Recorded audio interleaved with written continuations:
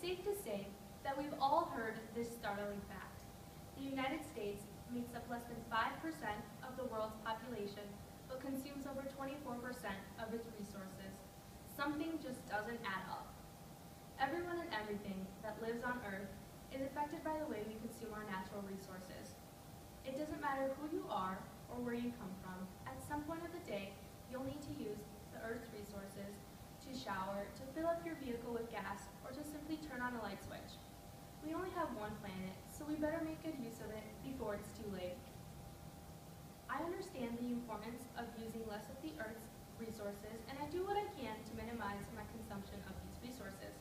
I am proudly a member of my school's environmentally conscious organization of students, or ECOS Club, where we dedicate our Wednesday evenings to picking up, emptying, and separating recyclables found throughout MHS. Because I am a member of ECOS, I have witnessed firsthand how much of a difference recycling can make. But I have also been able to understand why clubs like ECOS need to exist. Seeing with my own eyes how much more still needs to be done in order to make better use of our Earth's resources has helped me conclude that America needs to become more environmentally conscious. Misusing natural resources is ruining our Earth. We are the reason why this is happening, therefore, it is our responsibility to use less of these resources. As mentioned before, the United States uses far more of its fair share of natural resources compared to the rest of the world. As we see a decrease in resources, Americans don't seem to notice and continue to misuse its already limited resources. In her journal, author Jennifer Weeks compares the amount of energy we use compared to the rest of the world and concludes that our lifestyle requires more energy. On average, one American consumes as much energy as 2 Japanese, 31 Indians, and even more surprisingly, 370 Ethiopians.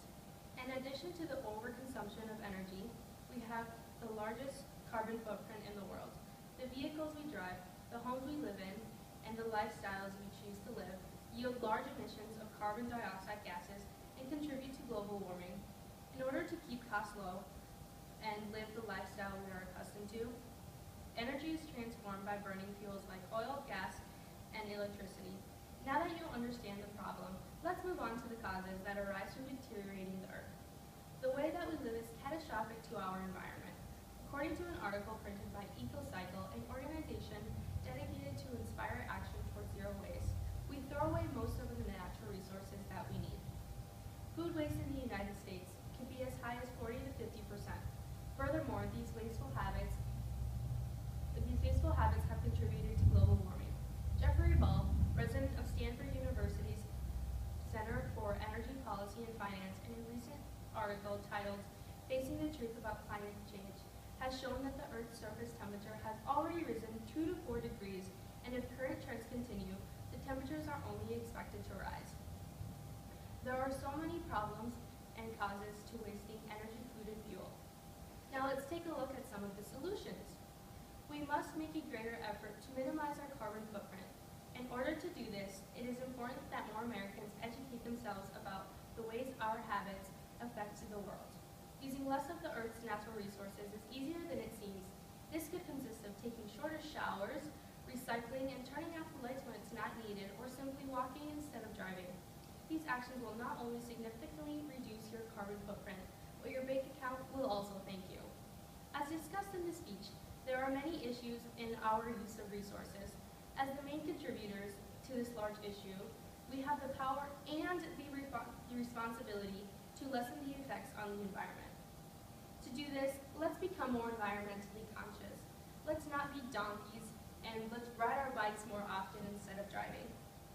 Today, I have mentioned how humans, and more specifically us Americans, have misused the Earth's already limited resources, how our lifestyles are harmful to the environment, and that it is imperative that we educate ourselves about using the Earth's natural resources. We've all heard these suggestions and startling facts, but we fail to ever do them. So today I challenge you to not contribute to this 24% and to do just one thing throughout your day to reduce the usage of the Earth's resources before it's too late. Very good.